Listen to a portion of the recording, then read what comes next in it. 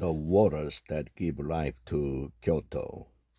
In this Japanese city, canals and rivers enchant as much as the temples.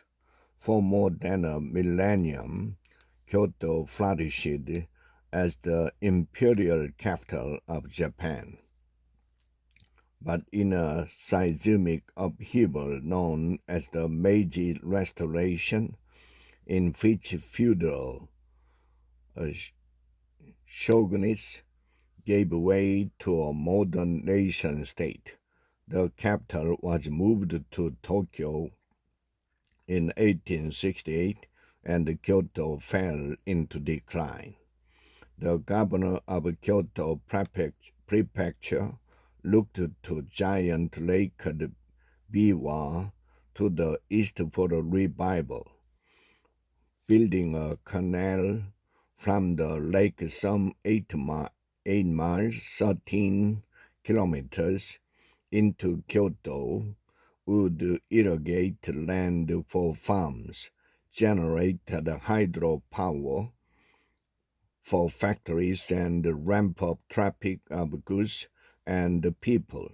The first canal was finished in 1890, and as a display at the Lake Biwa Canal Museum explained, strongly led the depressed Kyoto into recovery.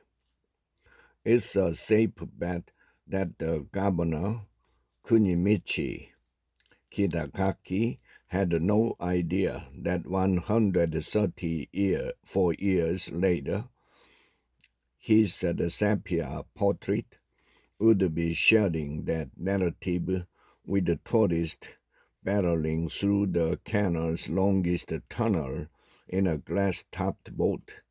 But there he was, projected on the side of the narrow tunnel, explaining in Japanese how workers drilled shafts into the mountain so they could dig out more than one section at a time.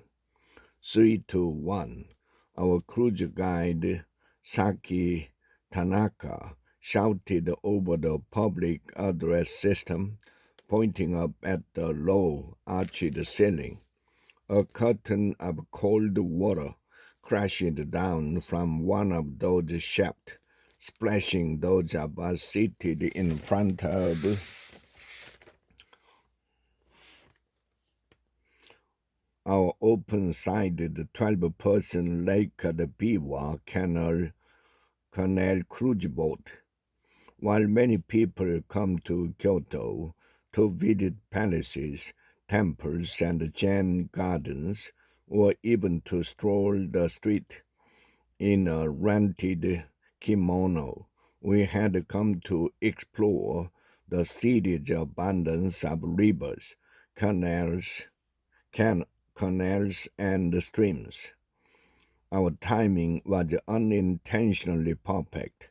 When we arrived in the second week of April, the cherry trees were peaking with bursts of white and pink called sakura, and one of the best places to find the bounty of blossoms is alongside Kyoto's rivers and canals.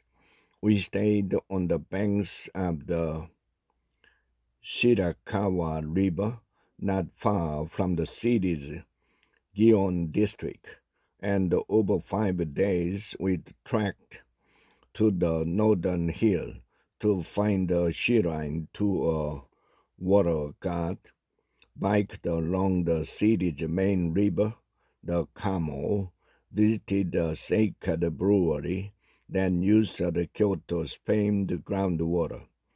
Serendipitously discovered the Sakura cruise along one of the city's canals, and then zoomed through the tunnels of the Lake Biwa Canal.